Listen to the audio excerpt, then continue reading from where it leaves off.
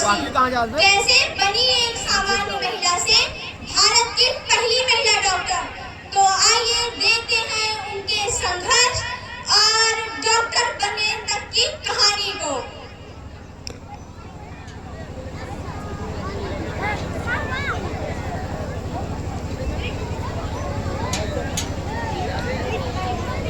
चला गया।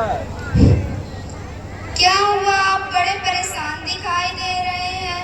परेशान तो रहूंगा ना पार्वती, आखिर एक बेटी का बाप जो ठहरा। अब आनंदी के हाथ पीले करने का समय आ गया है। पर हमारी आनंदी तो अभी सिर्फ 9 साल की है। अभी तो उसके पढ़ने लिखने और खेलने कूदने के दिन है। देख पार्वती, लड़कियां पराया धन होती हैं और उन्हें जितनी जल्दी घर से विदा कर दे उतना ही अच्छा है। और हाँ, आनंदी की पढ़ाई लिखाई अब से बंद। पर बाबू, इसने मेरी क्या कर दी है? देख छोरी, तू एक लड़की है, लड़का होती तो क्या बाबू, लड़का होती तो क्या? चुप कर छोरी, नहीं तो तेरी जबान हलक से खींचकर बाहर निकाल दूंगा। पर बाबू, अभी तो मुझे पढ़ना है, मुझे पढ़ लिख कर कुछ बनना है बाबू। चुप कर आनंदी, तुझे पढ़ना है तो पढ़, लेकिन सारी उम्र बाप की छाती पर बोझ बनकर ना बैठ। पर बाबू, मुझे पढ़ लिख कर डॉक्टर बनना है बाबू। आप मेरी पढ़ाई मत रोको बाबू, मत रोको। पढ़ाई पढ़ाई पढ़ाई, आज तो तेरी इन कॉपी किताबों का काम तमाम करके ही छोड़ूंगा। मत फाड़ो बाबू, मत फाड़ो। हट चोरी। क्या क्या बाबू, आपने मेरी इन किताबों को ही नहीं, मेरी किस्मत फाड़ दी बाबू, मेरी किस्मत। चुप कर आनंदी, तू एक लड़की है, लड़का होती तो क्या बाबू? लड़का और लड़की में फर्क करना तो तुम्हारी दोनों आंखों में फर्क करने के समान है बाबू। चुप कर आनंदी, तू एक लड़का है और यह एहसान मान कि तू अभी तक जिंदा है। कहीं तुझे बचपन में गला दबाकर मार दिया होता तो तेरी बकबक न सुननी पड़ती आज। पर बापू, मुझे चूल्हा जलाना अच्छा ना लगे है। देख छोरी, जितना जल्दी हो तू चूल्हा जलाना सीख ले, उतना ही अच्छा है तेरे लिए। और हाँ, तेरा ब्याह तो होगा, वो भी कल के कल। अबला जीवन हाय तुम्हारी यह कहानी, आंचल में है ममता और आंखों में है पानी। मुझे माफ कर दे बेटी, मुझे माफ कर दे, तेरे बापू के जिद के आगे मेरी एक ना चली बेटी। मुझे माफ कर दे बेटी, मुझे माफ कर दे। इस प्रकार मात्र 9 वर्ष की छोटी सी उम्र में आनंदी का विवाह गोपाल राव जोशी के साथ हो गया। बाल विवाह एक सामाजिक कुरीति है और इस कुप्रथा का शिकार होना पड़ा आनंदी को। आनंदी 5 वर्ष बाद जब 14 साल की हो गई तो उसके घर एक शिशु ने जन्म लिया। आइए देखते हैं आगे क्या होता है।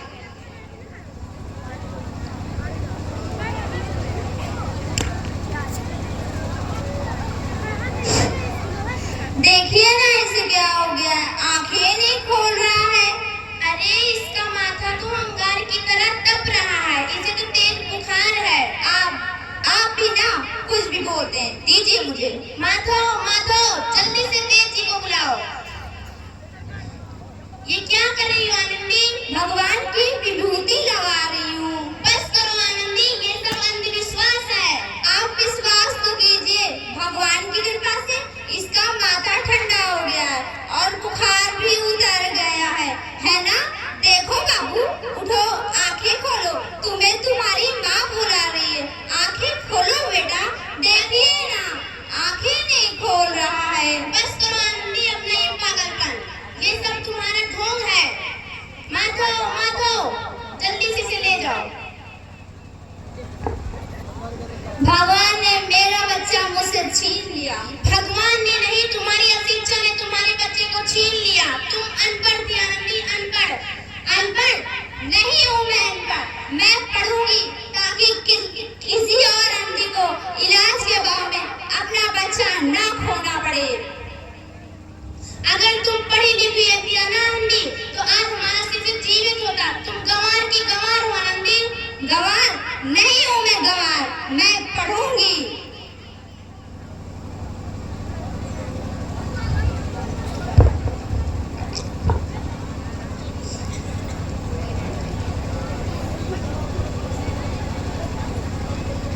ये लो आनंदी, तुम्हारे परिणामी का परिणाम आ गया। तुमने पूरे स्कूल में प्रथम स्थान अर्जित किया है।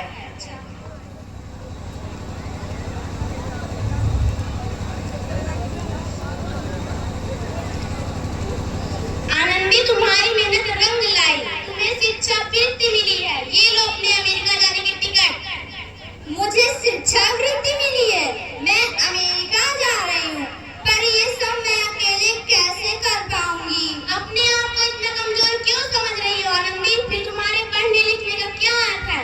तुम अभी भी गंवार की गंवार हो आनंदी। गंवार नहीं हूँ मैं गंवार।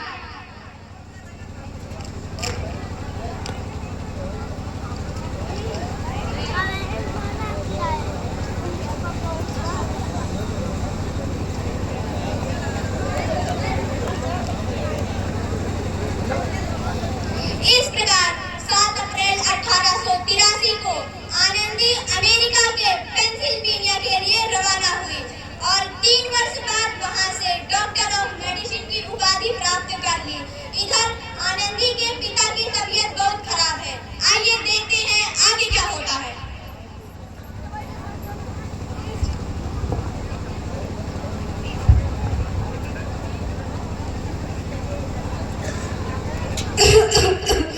लगता है अब मेरे जाने का समय आ गया है। अब मैं नहीं बचूंगा।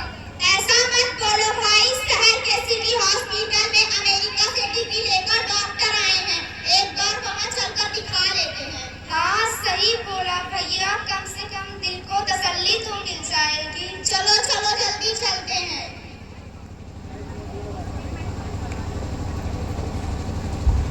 इस मरीज की हालत तो बहुत ही खराब है। कोई चमत्कार ही इन्हें बचा सकता है। ऐसा मत बोलो भाई, डॉक्टर साहब कब तक आ जाएंगे? लो आ गई डॉक्टर मैडम।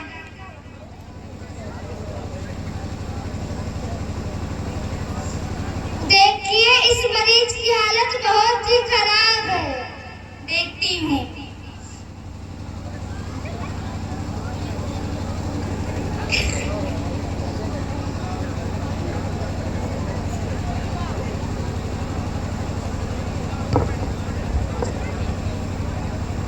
अब आप बिल्कुल ठीक है। मौत के मुंह से लौटा बताया है डॉक्टर मैडम ने तुम्हें। डॉक्टर साहब से मुझे मिलना है। डॉक्टर साहब नहीं, डॉक्टर मैडम बोलो। डॉक्टर मैडम ने ही तुम्हें जीवन दान दिया है। लो आ गई डॉक्टर मैडम। डॉक्टर मैडम, आपका बहुत बहुत धन्यवाद। आपने मेरी जान बचाई। मैं इसके बदले आपको क्या दे सकता हूँ? वचन। वचन चाहिए मुझे, ताकि ये न बोलो कि लड़कियां कुछ नहीं कर सकती। वचन? ये कैसा वचन?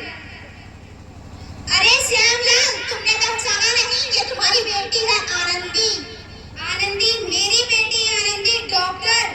हाँ बापू, तेरी आनंदी, जिसके लिए तूने बचपन में चूल्हा और दूल्हा के अलावा कुछ नहीं सोचा था। आनंदी मेरी बेटी, मुझे माफ कर दे मेरी बेटी। मैं तेरा गुनहगार हूँ मेरी बेटी, मुझे माफ कर दे। नहीं बापू, वही आनंदी जिसके हाथ पीले करके तुम उसकी जिंदगी काला कर देना चाहते थे। माफ कर दे मुझे मेरी बच्ची, मुझे माफ कर दे। मैं तेरा अपराधी हूँ मेरी बच्ची, मुझे माफ कर दे। माफ कैसे कर दूं माफ? याद है ना कैसे ताने सुना सुना के जीते जी मार डाला था मुझे। अब बोल, किस किस को मारेगा? आनंदी मेरी बेटी, मुझे माफ कर दे मेरी बच्ची। मैं तेरा गुनहगार हूँ मेरी बच्ची, मुझे माफ कर दे। लेकिन बापू, तुमने ही तो बोला था किताबें सिर्फ लड़कों के हाथ में अच्छी लगती हैं, लड़कियों के हाथ में तो मेहंदी अच्छी लगती है। मेहंदी लड़कों और लड़कियों में फर्क करना दो आंखों में फर्क करने के समान है।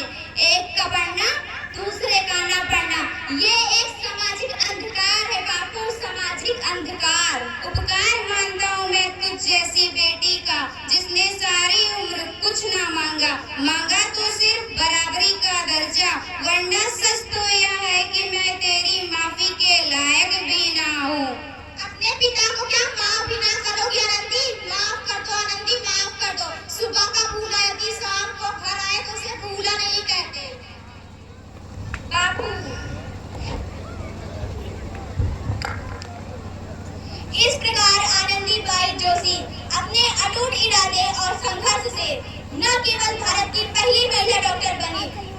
उन लड़कियों के लिए सुनहरा रास्ता भी दिखा गई जो कि जीवन में कुछ कहना चाहती हैं। धन्यवाद।